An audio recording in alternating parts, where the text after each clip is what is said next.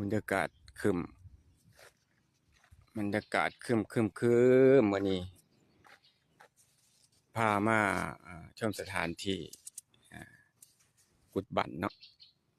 กุดบานต่างอยู่เยื้องของบ้านนาดีตำบลนาดีอำเภอโพไร่จังหวัดหนองคายพามาเบิ่งพามา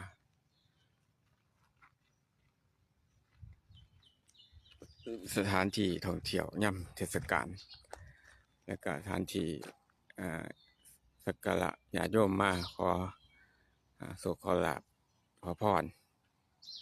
ตามความเชื่อเนาะอยู่นี่ทั้งพุ่นจะเป็นน้ำอ้อมเบิดเลยทั้งพุ่นบรรยากาศดีโล่งแดดร้อนบรรยากาศแดดเนาะอากาศสดใสมาเที่ยวมาเล่นอยู่พี่เด้อผู้เห็นภาพนี่ไกลๆอยู่แถวไกลก็ได้อืมบรรยากาศเดี๋ยวมาช่วงสงกรานต์ก็มาเที่ยวได้อืมกุดบ้านบ้านนาดีตำบลนาดีอำเภอบ่อไร่จังหวัดหนองคายนี่แหละบรรยากาศพุ่นน่ะปลอดโปร่งดีแท้ๆ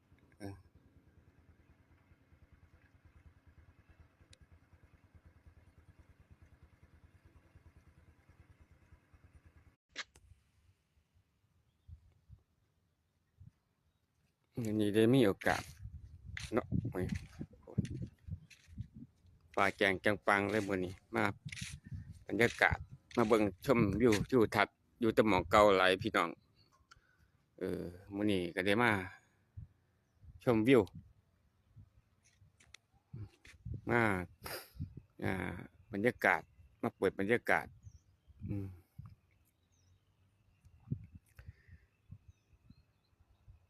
สงกรานต์ประมาณสงกรานต์นี่ก็นักท่องเที่ยวก็เข้ามาเที่ยวละหลายหาดท่าไต่ก็แวะมาสักการะบูชามาขอพรบูขาวนี่แหละกุดบ้านบ้านนาดีเนาะ